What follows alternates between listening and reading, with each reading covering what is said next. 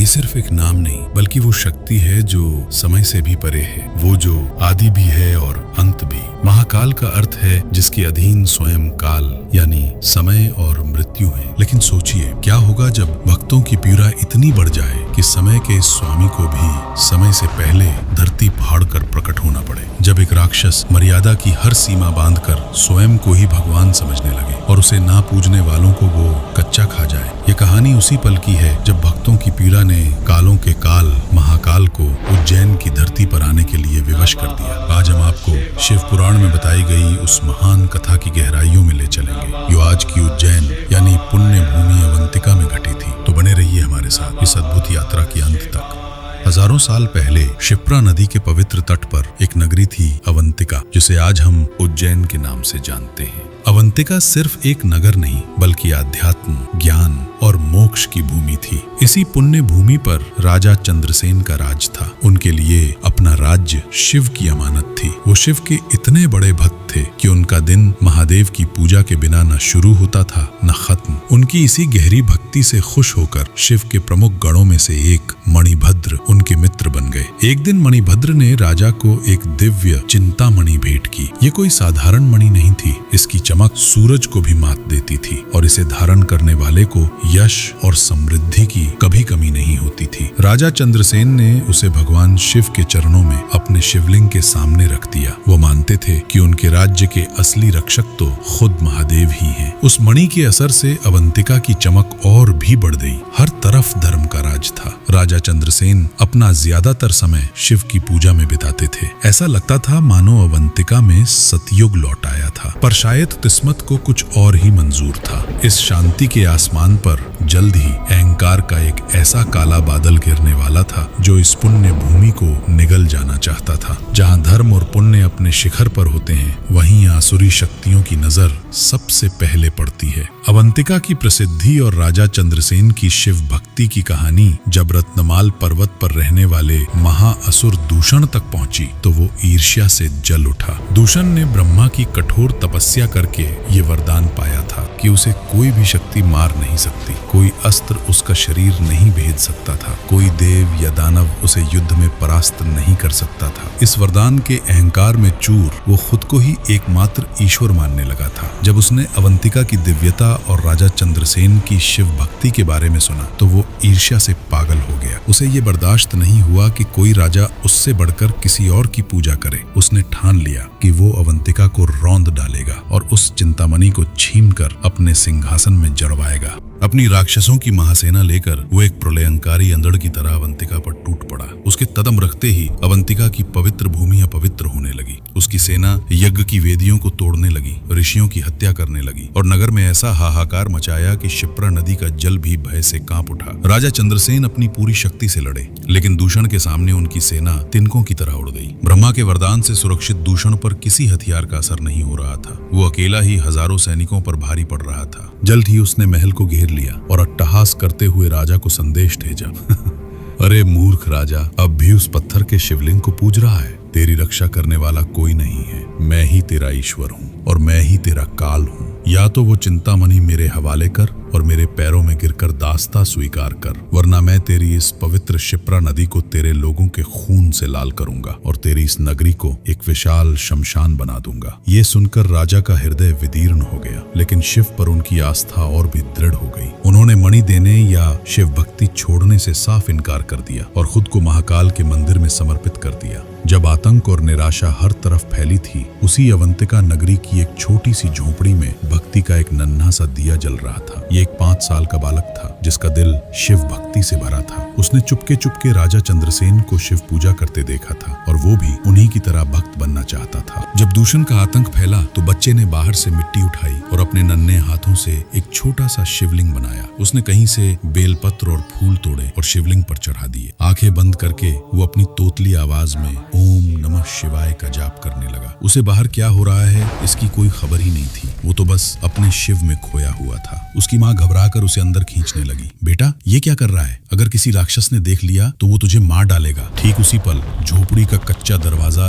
एक ही लात में टूटकर बिखर गया। चौखट पर स्वयं दूषण खड़ा था। उसकी आंखें अंगारों की तरह दहक रही थीं। और चेहरे पर एक वहशी मुस्कान थी। उसकी नजर उस बच्चे और नन्हे से शिवलिंग पर पड़ी। उसने एक घृणित अट्टहास किया और बोला, तो ये है वो कीड़ा जो मेरे होते हुए किसी और को पूज रहा है। अरे मूर्ख बच्चे, जिस पत्थर के ढेर को तू भगवान मान रहा है वो तुझे कैसे बचाएगा? देख, तेरा असली भगवान और तेरा काल दोनों तेरे सामने खड़े हैं। बच्चे ने निडरता से उसकी आंखों में देखा। ये देखकर दूषण का अहंकार और भी भड़क उठा। तेरी ये हिम्मत! मैं पहले तेरे इस मिट्टी के भगवान को अपने पैर से कुचलूंगा और फिर तेरी गर्दन मरोड़ दूंगा, ताकि पूरी सृष्टि देखे कि दूषण को चुनौती देने का अंजाम क्या होता है। ये कहकर दूषण ने जैसे ही अपना विशाल पैर उस नन्हे से शिवलिंग को कुचलने के लिए उठाया, बच्चे की आंखों से आंसू की धारा बह निकली। उसका दम घुट रहा था, लेकिन उसने अपनी पूरी आत्मा की शक्ति से पुकारा, हे महादेव, क्या आप अपनी आंखों के सामने अपना ये अपमान होने देंगे? अगर मेरी भक्ति में शक्ति है तो प्रकट होइए प्रभु,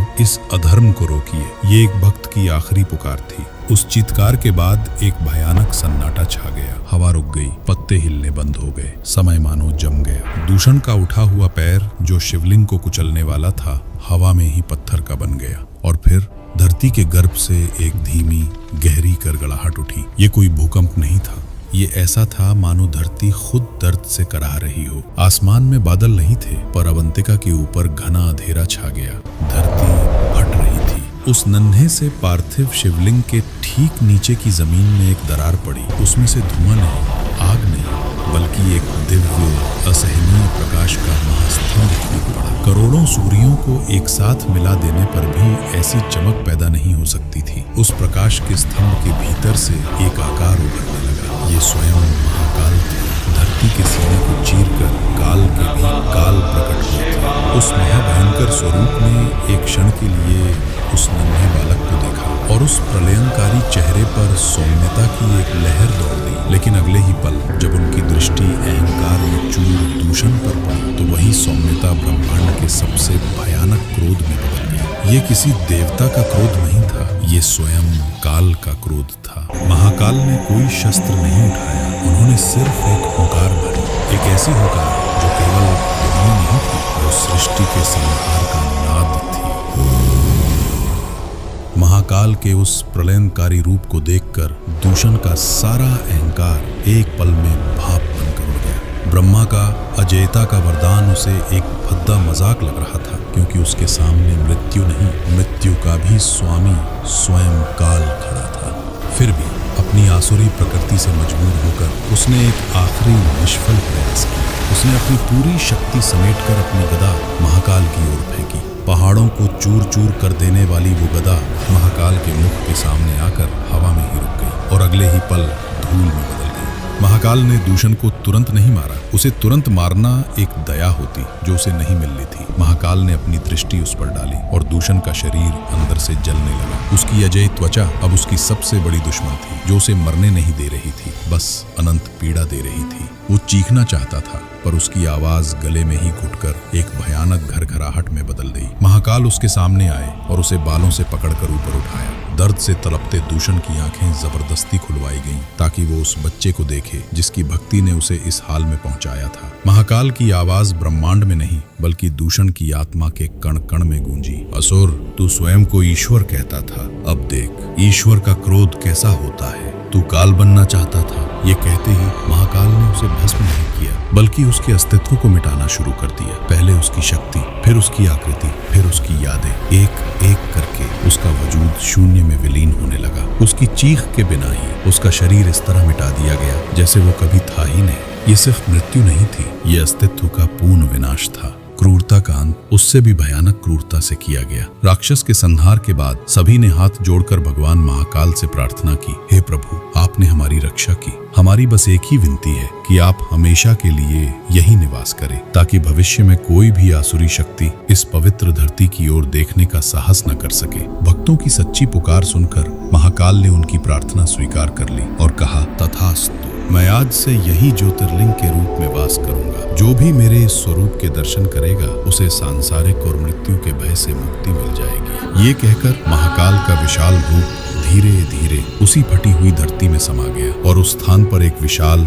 स्वयंभू शिवलिंग प्रकट हुआ। ये शिवलिंग किसी ने बनाया नहीं था, ये स्वयं धरती के गर्भ से निकला था। इसकी सबसे बड़ी विशेषता ये थी कि इसका मुख दक्षिण दिशा की ओर था। दक्षिण को मृत्यु की दिशा माना जाता है। इस दिशा में मुख करके महाकालेश्वर ने ये सिद्ध कर दिया कि वे काल और मृत्यु के भी स्वामी हैं। इसी अनूठी वजह से ये ज्योतिर्लिंग 12 ज्योतिर्लिंगों में सबसे विशेष माना जाता है। उस दिन से अवंतिका नगरी महाकाल की नगरी उज्जैन के नाम से प्रसिद्ध हुई। ये पौराणिक घटना आज भी उज्जैन में जीवंत महसूस होती है। महाकालेश्वर मंदिर में हर सुबह होने वाली विश्व प्रसिद्ध भस्म आरती हमें उसी कहानी की याद दिलाती है। ये आरती प्रतीक है कि ये संसार नश्वर है और एक दिन सब कुछ राख हो जाना है, लेकिन उस राख को भी अपने शरीर पर धारण करने वाले एकमात्र देव महाकाल ही हैं, जो जीवन और मृत्यु के चक्र से परे हैं। अगर आपको महाकाल की ये दिव्य कथा पसंद आई तो इस कहानी को अपने दोस्तों और परिवार के साथ अवश्य साझा करें। कमेंट्स में जय श्री महाकाल लिखकर अपनी आस्था प्रकट करें और सनातन धर्म की ऐसी ही अद्भुत कथाओं के साथ जुड़े रहें।